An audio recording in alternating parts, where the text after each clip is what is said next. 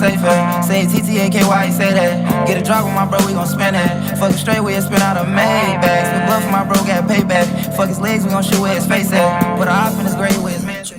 Twins, and the, you know what I'm saying, morning, good afternoon, good evening, good night, you know what I mean, all my twins, hope you doing good, you know what I'm saying, whatever you got going on, appreciate you. I appreciate your time, you know what I'm saying. But anyways, though, we here, you know what I'm saying. I see this video pop up on my recommended, you know what I'm saying. I don't know what this video, I don't know where this video, like, I don't know where it's about to go, for real, but, I don't know, it look interesting. So we here, you know what I'm saying, we're gonna go and catch this little vibe. I like bro videos too, he be dropping some good videos, so. Shout out, bro. You know what I'm saying? Drop a like, drop a sub. We coming up on 1,300 subs. And yeah, we're gonna go ahead and catch this little vibe and see what this video about. You know what I'm saying? And NBA YoungBoy signed the biggest record deal of any living musician since Jay-Z signed for $150 million in 2008. There has been no big... In 2022, NBA YoungBoy signed the biggest record deal of any living musician since Jay-Z signed for $150 million. Is that for real? Yeah, but I guess, I don't know. Y'all know I don't be knowing about none of that, so y'all let me know. In 2008, there has been no bigger contract since 2008 in all of music before YB's Motown deal. And in that famous Complex interview, he said the industry is using him for entertainment, obviously, right? But he also said that being used in that way is self-destructive because he's not an entertainer. Like, what you mean, bro? You trying to say you a killer or something? That probably actually is what he's trying to say. And this got me thinking, it's not a reach to say that YoungBoy has become one of the most successful musicians of all time. His YouTube channel nearly has 15 billion views, not even counting the numbers he did on other channels like Lyrical Lemonade. Put all his albums and singles together and he sold almost 90 million copies in the US alone. As far as rappers, he has the most platinum plaques from 2015 to 2025. In terms of digital sales, he sold more singles than Mariah Carey. But this man calls his house Gravedigger Mountain. When we watch the news and see a killer, we feel disgusted. Yet when we watch John Wick, it's exciting. There's something in popular culture that gives appeal to a person portrayed as a killer, and that's what makes them famous. Or is it just that a person like this will have to be a sociopath, and a lot of sociopaths are very charismatic? Back when I first got out of college, I had a job where my role was to make sure the food that went into a prison to be served was safe for them to eat. The COs would let me in and search me before I got to the kitchen, and I spent a lot of time around the inmates down there checking food temperatures. And I'll tell you, the most charismatic guys in the prison were the killers. And just being from the hood before I went to college, it was the most reckless guys that had the most personality in the streets. The ones playing with guns were usually not quiet. 3 out of 10 of them were, but the rest of them were always smiling. Now obviously I'm not suggesting that to be a popular rapper you have to be a psychopath, as there are plenty of rappers who don't portray this image. Just look at J. Cole, Kendrick, Uzi, and Drake has sold more singles than any rapper, ever. And you could even argue that Drake is the most successful rapper of all time, as far as sales and monetization. But out of those I just named, excluding Drake, none of them have been more successful than YB. And look at King Von. He was only active for 2 years in the music industry, and some people look at him as the greatest storytelling rapper since Tupac Shakur. And he did it in 2 years, despite never even wanting to be a rapper until he was about to get out of jail at age 24. And even then, he said himself that his only goal was to go around Lil Durk and rob as many rappers as he could. But there was no doubt that had he survived, he could have probably talked himself into the White House one day. But the question I'm asking is, dude... Vaughn was different though, I ain't gonna lie. Vaughn was different. Vaughn was dropping heat.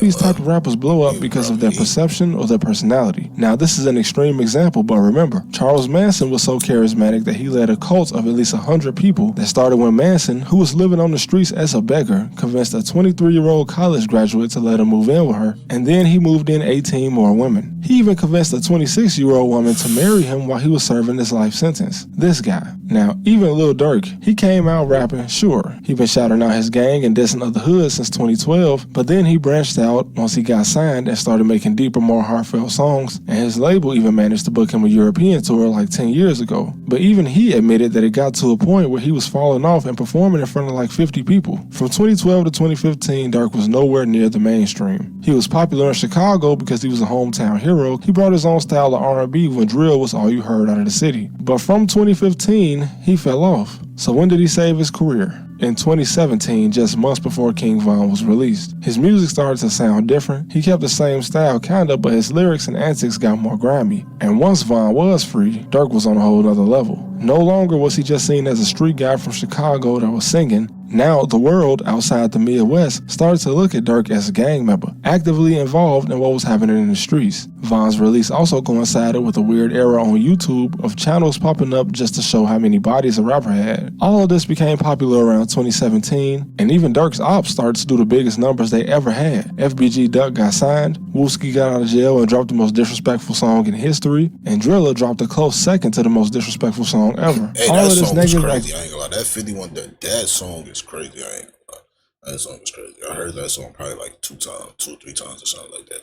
That song is crazy, bro.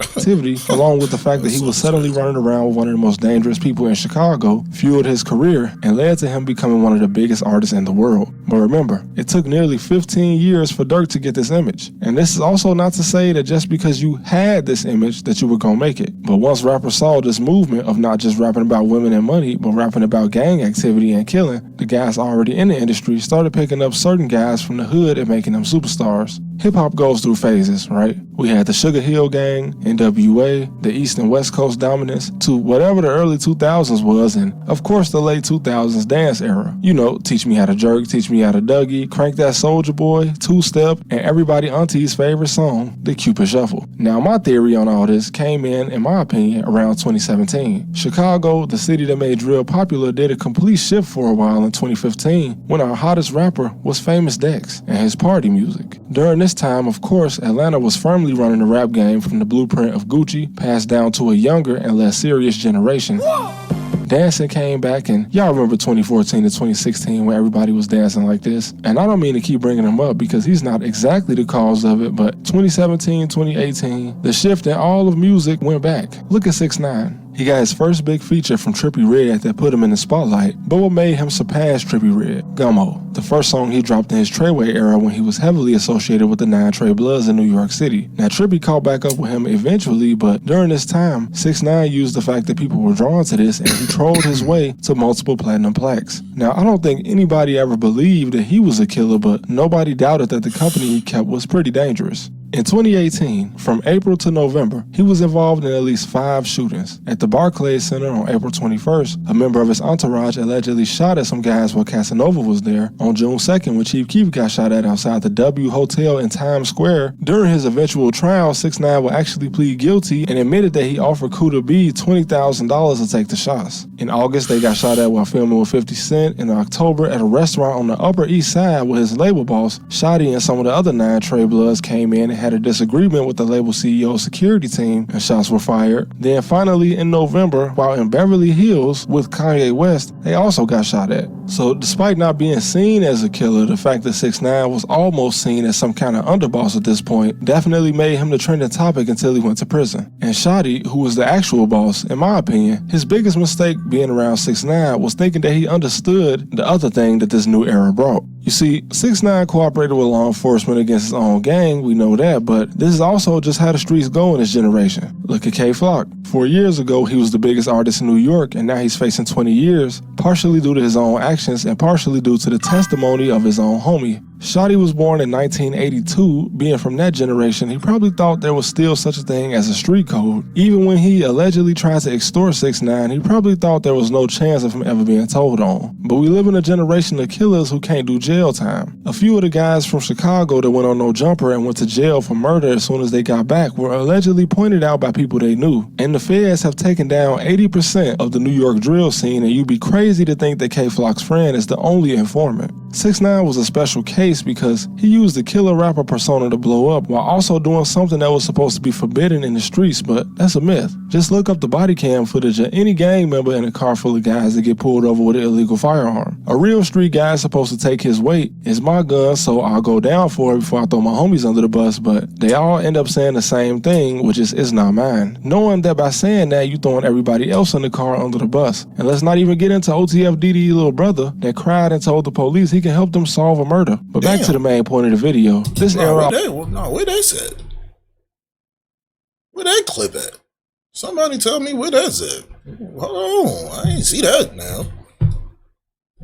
Saying that, you throwing Who the everybody hell else for in the that? car under the bus. When And that let's not happened? even get into OTF DD's little brother that cried and told the police he can help them solve a murder. But back to That's the main point of crazy. the video. This era almost died out again, but when Lil Jeff came out and revived Reddit, the cycle restarted. This is a guy that probably knew he wasn't going to live to see 25, and yet at the same time, he was the top prospect in rap in 2024. And so was Lil Scoom, and if you don't know these guys, it's because they only lasted a year before the streets caught up with them, but they did more numbers than 90% of rappers in that short time frame. Now, I'm not blind. Like I said in my last video, there definitely is some agenda being pushed in hip-hop, and it's not positive. I remember being a kid and looking at famous rappers as if they were some inspiration story, when most of them get rich and just continue this same negative agenda that makes people think all African Americans are gang members. The thing I respected about Chief Keef after he got signed was that he went from rapping about the streets to just rapping about his new lifestyle in the hills of California, buying expensive cars and jewelry, and yeah, this is very shallow, but he did occasionally go back to rapping about the hood, but it's nothing like the younger rappers today. But even he was not a good example for our generation. Now, some people will argue that the killer rapper persona works because people like it, and since people like it, the labels put money behind it. But people only like it because the labels put money behind it. That's how you see it in the first place. When NWA came out, MTV was how artists got the music videos seen by the world since there was no internet yet. And in the 80s, they barely even wanted to put Michael Jackson on there. So how did gangster rap break into the mainstream and start corrupting kids? Because we think it's bad now, but back in the 90s, the kids in the hood used to live by these grimy raps. They didn't have brain rot, they didn't have any social media, this was all they had other than movies and TV shows. And it goes back to Eazy-E and Jerry Heller. Eazy was making good money in the streets before music, but when his cousin got killed, he decided to break into the industry and go to LA. And once he formed NWA, he paid $750 to meet with Jerry Heller, and Heller was already established and owned his own agency in Beverly Hills. Now, why would Heller, a man born in the 40s that grew up in the 60s, support NWA? You see, it's easy to say that some group like the Freemasons are behind the popularity of negative music, which does in fact destroy our community, but you have to go deeper than that. The Freemasons are an ancient order, and all of them are not even on the same level. Hold on, so I like we hold on, because I be watching videos about stuff like this low key when I be bored and stuff like that. Hold on, son, what you talking about?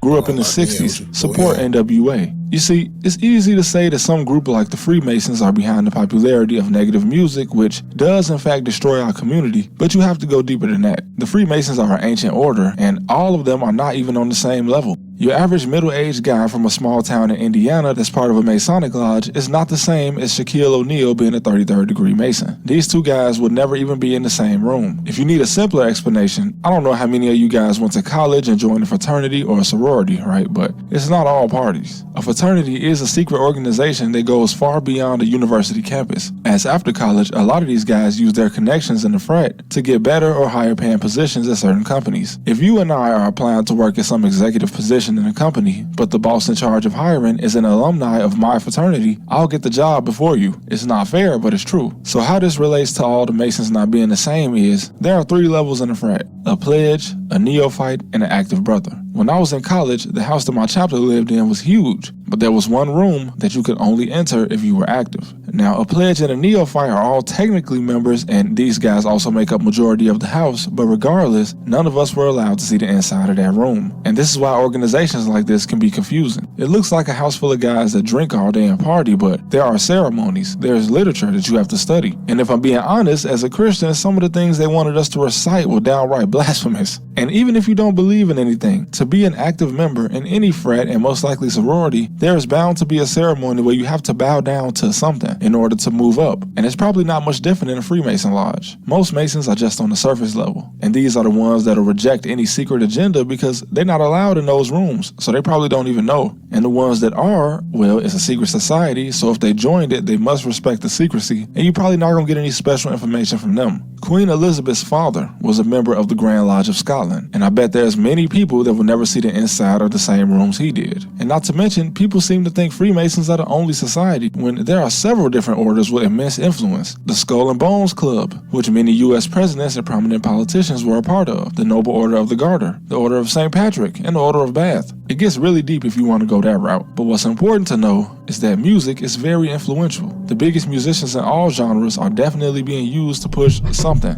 The black community went from love music in the 60s to sliding and shooting in the present day. And broke people just don't have the influence to move gears like this. There had to be some round table deciding it. But look at the Bilderberg Group. The most powerful people in the world sit down for this meeting and literally discuss the agenda of the world going forward. And you and I are definitely not invited. That's why it's hard to pin all of this on one specific group. So I don't think the popularity of these type of rappers is due to their charisma or popularity. It's because the people with the power to push them want them to be seen. And listen, the only reason I don't believe in rappers being cloned is because if you want to say it makes sense because rappers are influential, then why not clone Justin Bieber or Taylor Swift or Donald Trump? It's way more plausible to believe that these entertainers are following orders, and if that's the case, there's no need to clone, especially when you can make Meek Mill bunny hopping is crazy.